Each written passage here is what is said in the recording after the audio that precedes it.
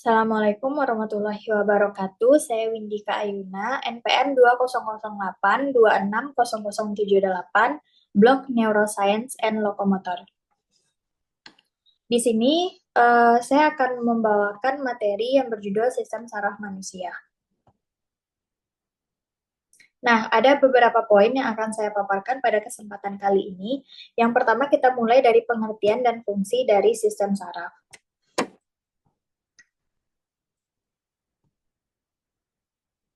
Nah, apa itu sistem saraf? Jadi, sistem saraf manusia itu merupakan jalinan jaringan saraf yang saling berhubungan, sangat khusus, kompleks, dan sistem saraf ini mengkoordinasikan, mengatur, serta mengendalikan interaksi antara seorang individu dengan lingkungan sekitarnya.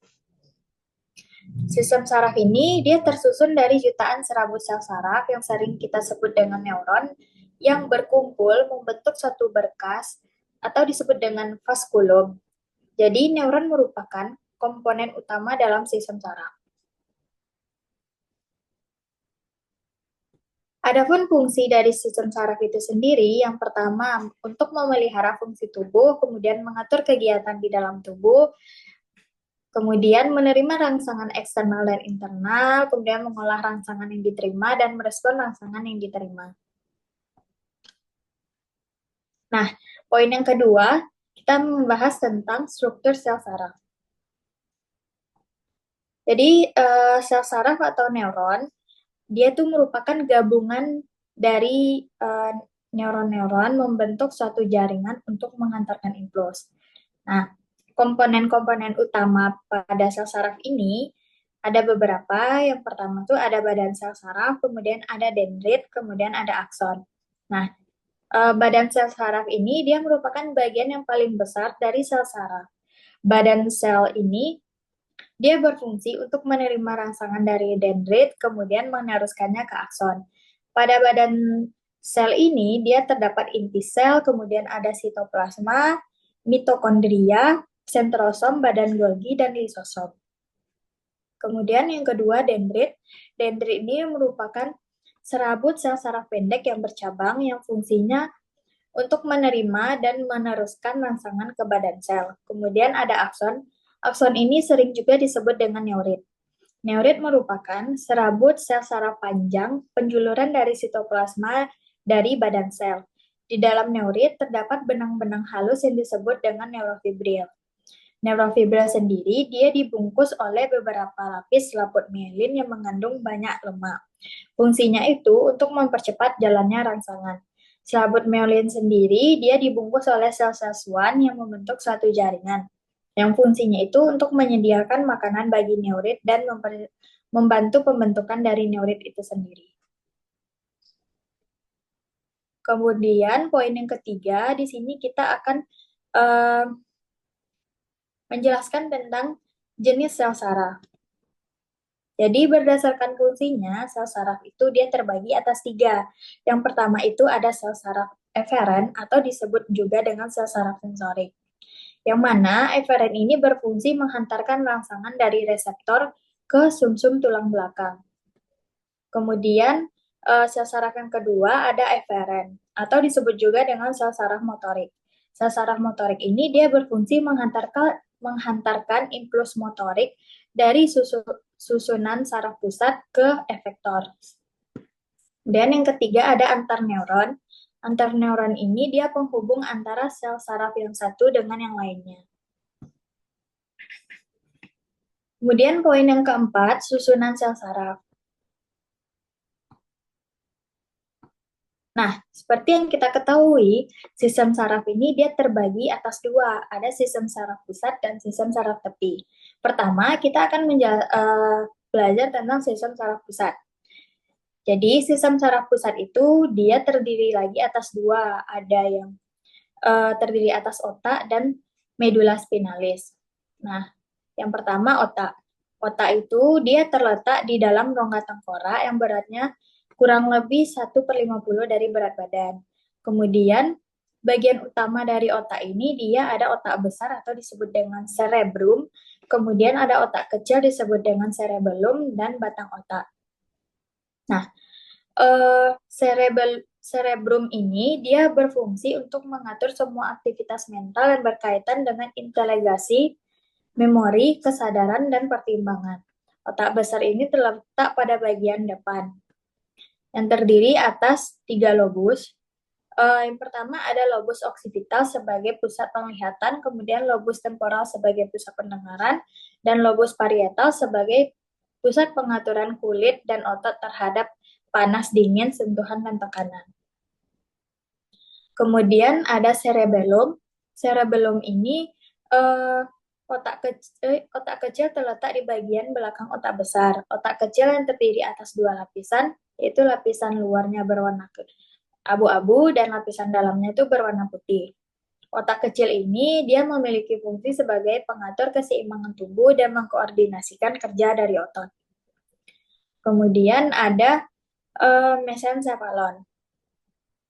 Mesencephalon ini dia terbagi atas 2, ada talamus sebagai pusat pengatur sensorik dan hipotalamus sebagai pusat pengatur suhu, pengatur rasa lapar, kemudian keseimbangan cairan tubuh. Kemudian di otak ini ada medula oblongata. Jadi, medula oblongata merupakan salah satu bagian dari batang otak yang berperan dalam mengontrol fungsi-fungsi otonomik atau yang tidak kita sadari seperti pernafasan, pencernaan, detak jantung, fungsi pembuluh darah, serta menelan dan bersin.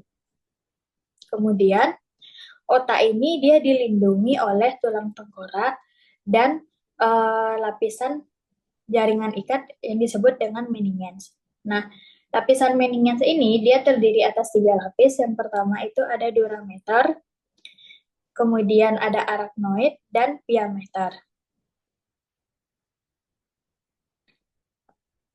Kemudian sistem saraf pusat yang kedua ada medula spinalis.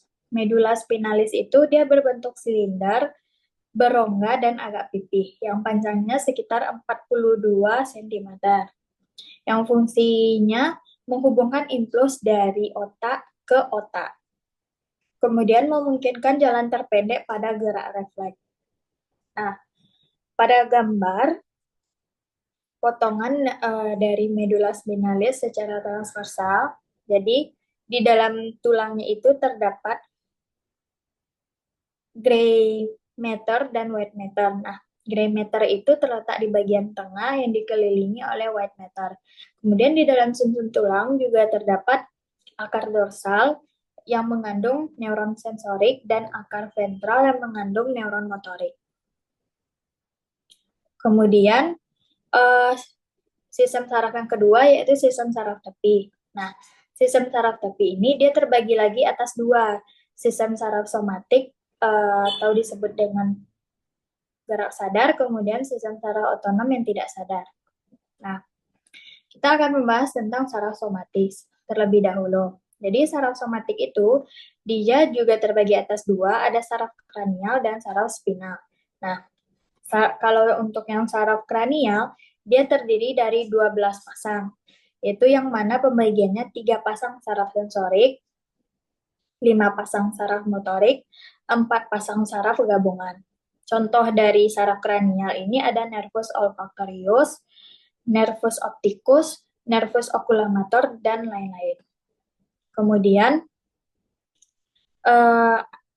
ada saraf spinal. Saraf spinal ini dia berjumlah 31 pasang saraf yang terdiri dari 8 pasang saraf servikal, 12 pasang saraf torakal, kemudian 5 pasang saraf lumbal, 5 pasang saraf sakral, dan 1 pasang saraf koksigial. Kemudian sistem saraf selanjutnya itu yaitu sistem saraf otonom atau yang tidak kita sadari. Sistem saraf otonom itu disusun oleh serabut saraf yang berasal dari otak maupun dari sumsum tulang belakang dan menuju ke organ yang bersangkutan. Nah, sistem saraf otonom ini dia terbagi atas simpatik dan parasimpatik. Kalau yang untuk simpatik, dia memiliki fungsi membesarkan pupil, memperbesar bronkus, kemudian menghambat ereksi, kemudian menghambat sekresi empedu, dan lain-lain seperti yang terlihat pada gambar. Kemudian kalau untuk yang parasimpatik, dia memiliki fungsi untuk mengecilkan pupil, merangsang ereksi, memperkecil bronkus, dan meningkatkan tekanan darah. Baik, sepertinya sekian yang bisa saya sampaikan. Ini referensi saya.